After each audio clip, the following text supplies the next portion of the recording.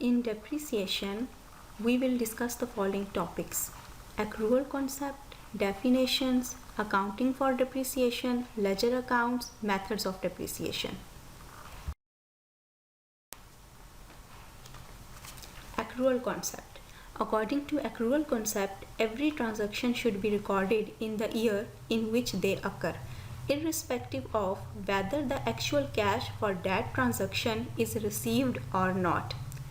The idea behind this concept is that we can properly recognize the income against cost in the same accounting period. Accrual concept and depreciation. Non-current assets are purchased to earn profit in business. We can use these non-current assets to earn profit for more than 1 year. According to accrual concept, the cost of benefit received from the use of asset should also be recognized in the year in which the benefit is recognized. This cost is known as depreciation. Definition of depreciation. The systematic allocation of the depreciable amount of an asset over its useful life. Explanation. Depreciation is a method in which we spread the cost of asset over its useful life so that an appropriate part of cost of asset can be charged in each accounting year. We still depreciate the asset whether the asset becomes idle or retired from active use. If we are applying the usage method, then the depreciation charge will be zero as there is no production. Definition of other terms. Depreciable amount. Depreciable amount is the cost of asset less its residual value. Residual value. Residual value is the amount that we receive from the sale of asset after deducting disposal cost at the end of asset useful life. Useful life. Useful life means the period during which the asset will help earning income of business. Accumulated depreciation. Accumulated depreciation account contains depreciation of all the years in which the asset is used.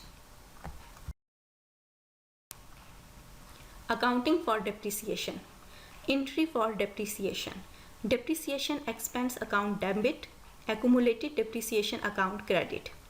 The balance in the depreciation expense account will be transferred to profit and loss account as an expense for the period. The balance in the accumulated depreciation account will be carried forward to the next accounting year and will be deducted from the cost of the non-current assets in the current accounting year in the balance sheet, statement of financial position. The amount of non-current asset in the statement of financial position appears as a carrying amount, net book value. We can find the carrying amount as follows: non-current assets cost less accumulated depreciation, carrying amount.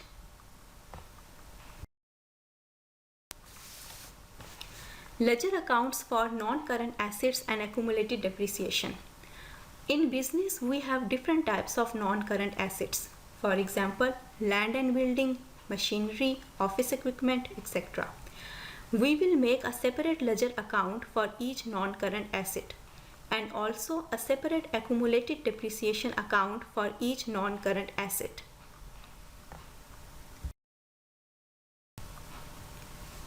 Example.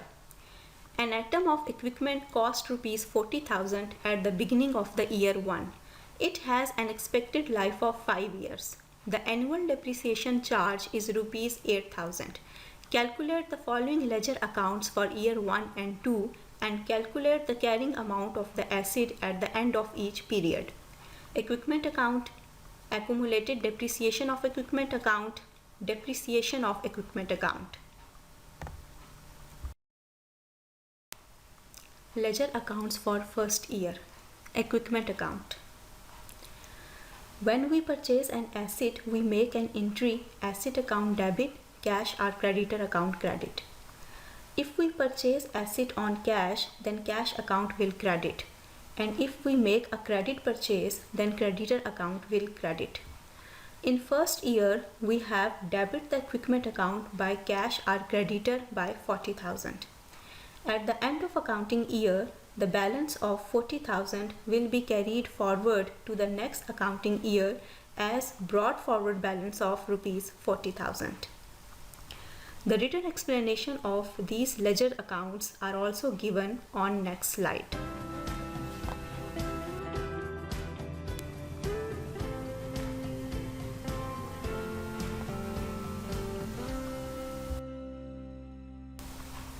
Depreciation account and accumulated depreciation account.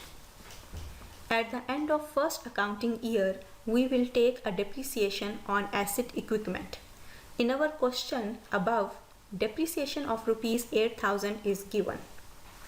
For this, we will debit the depreciation account by accumulated depreciation account and credit the accumulated depreciation account by depreciation account by rupees 8,000 by passing the entry depreciation account debit and accumulated depreciation account credit.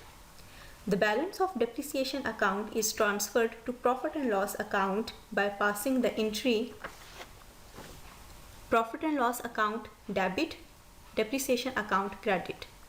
The balance in the accumulated depreciation account will be carried forward to the next accounting year as a brought forward balance of rupees 8,000.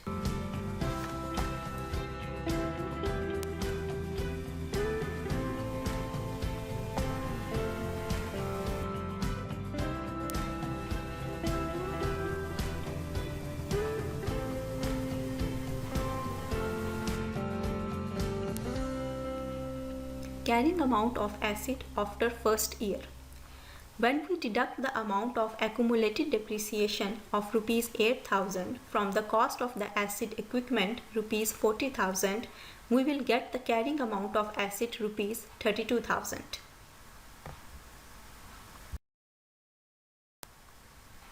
Ledger accounts for second year.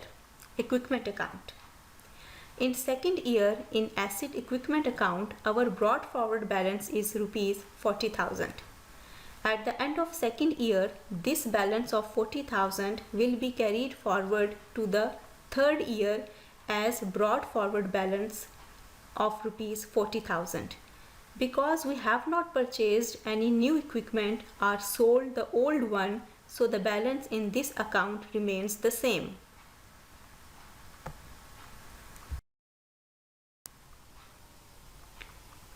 Depreciation account.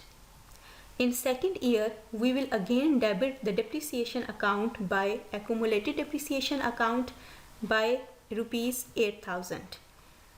After that, we will close the depreciation account by crediting the account by profit and loss account and by transferring the amount of depreciation to profit and loss account.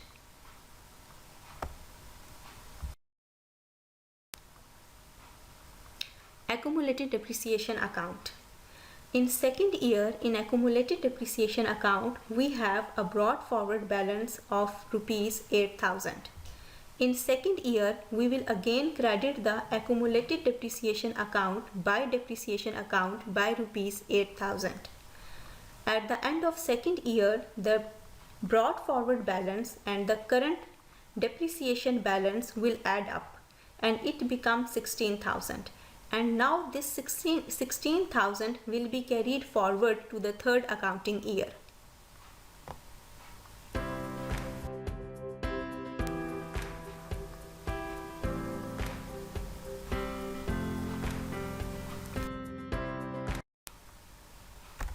Carrying amount of asset after second year. After second year, we will deduct the amount of accumulated depreciation of rupees 16,000 from the cost of asset equipment rupees 40,000, and now our carrying amount is rupees 24,000.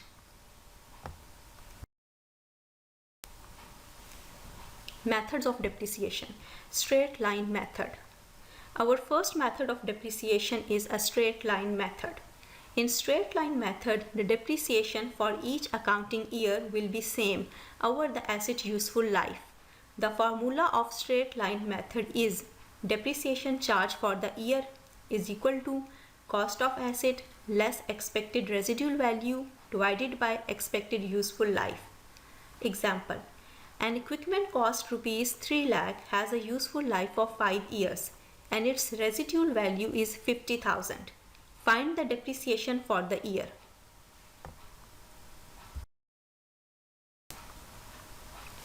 Solution: depreciation is equal to 3 lakh minus 50,000 divided by 5 is equal to 50,000.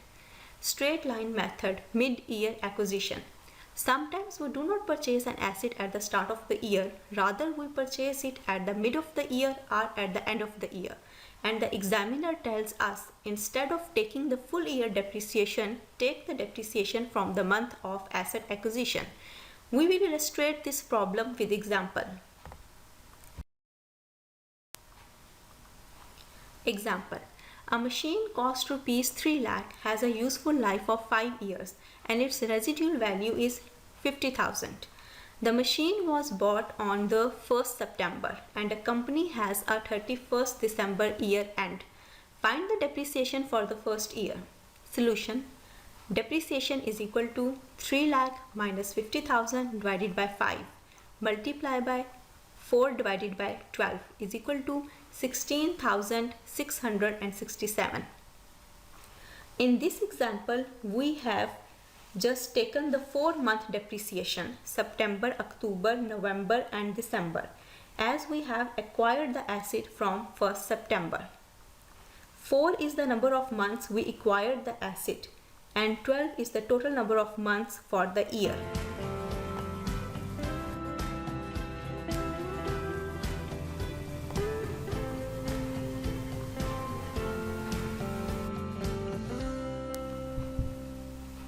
Reducing balance method.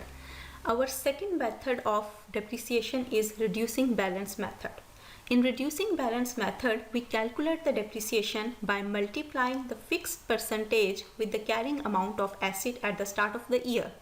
Formula: depreciation is equal to carrying amount at the start of year multiplied by fixed percentage. The depreciation will be higher in the first year and lowest in the last year of asset useful life. The reducing balance method reduces the cost of asset to its residual value over the asset useful life.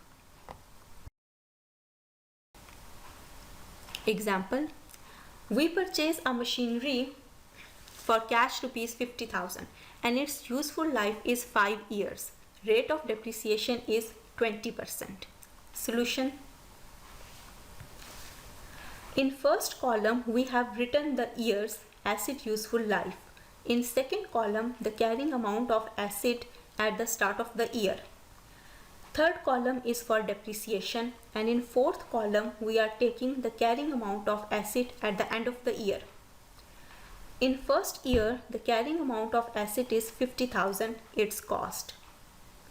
We will take the depreciation by multiplying the 50,000 with 20%. Rate of depreciation. So the depreciation is 10,000. After that, we will deduct the amount of depreciation from the carrying amount of asset at the start of the year. 50,000 minus 10,000 is equal to 40,000. This 40,000 will be the carrying amount of asset at the end of the year. In second year, the carrying amount of asset at the start of the year is 40,000. And we will multiply this 40,000 with 20% in order to calculate the depreciation. So the depreciation for the second year is 8,000 and the carrying amount at the end of the year is 32,000. 40,000 minus 8,000. The depreciation for the rest of the years will be calculated in the same way. The amount of 16,384 is the asset residual value at the end of its expected useful life. The written explanation of this table is also given on the next slide.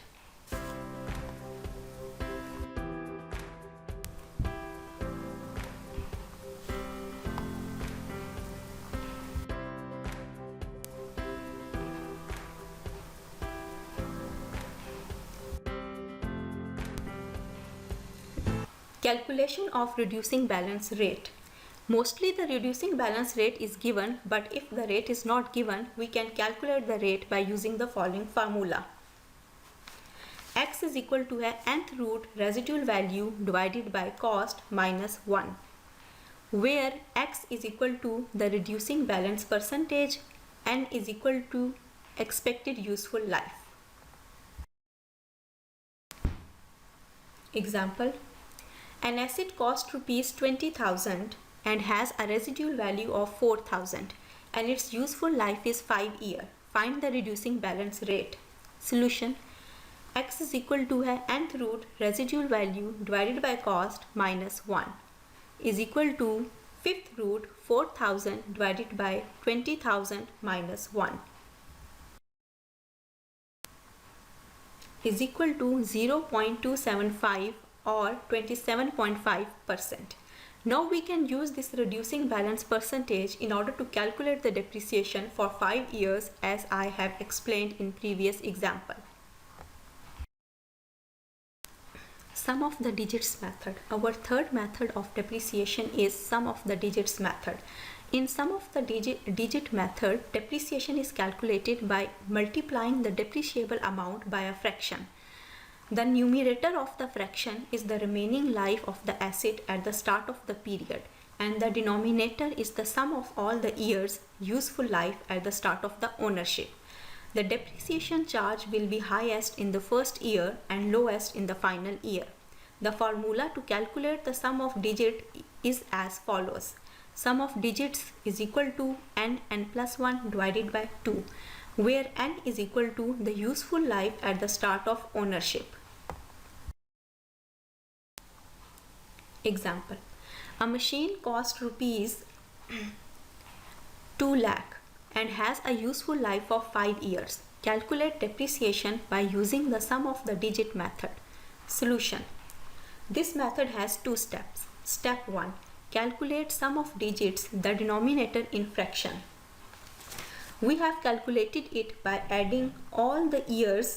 1 plus 2 plus 3 plus 4 plus 5 is equal to 15.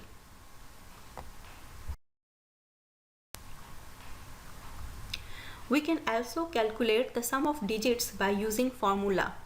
Sum of digits is equal to n plus 1 divided by 2 is equal to 5 plus 1 divided by 2 is equal to 30 by 2 is equal to 15. Step 2. In step 2, we will calculate the depreciation charge in each year. In first column, we will write useful life of asset years. In second column, we will write the remaining useful life at the start of the year, and the third column is for depreciation charge. In second column, in first year, the remaining useful life of the asset at the start of the year is 5, and in second year it is 4 because we have used the asset for 1 year. In third year it is 3 because we have used the asset for 2 years. In fourth year it is 2, and in fifth year it is 1. In third column, we have calculated the depreciation for all the 5 years by multiplying the fraction by the depreciable amount of the asset. In first year, the fraction is 5 by 15. 5 is the remaining useful life of the asset at the start of the year, and 15 is the sum of the digits. And we will multiply the fraction by cost or depreciable amount of asset to get the depreciation. In second year, the fraction will be 4 by 15. Because we have used the asset for 1 year, so the remaining life of asset is 4. So the fraction 4 by 15 will be multiplied by depreciable amount of asset to get the depreciation charge for the year. It goes same like this for all the years. The written explanation of this table is also given on the next slide.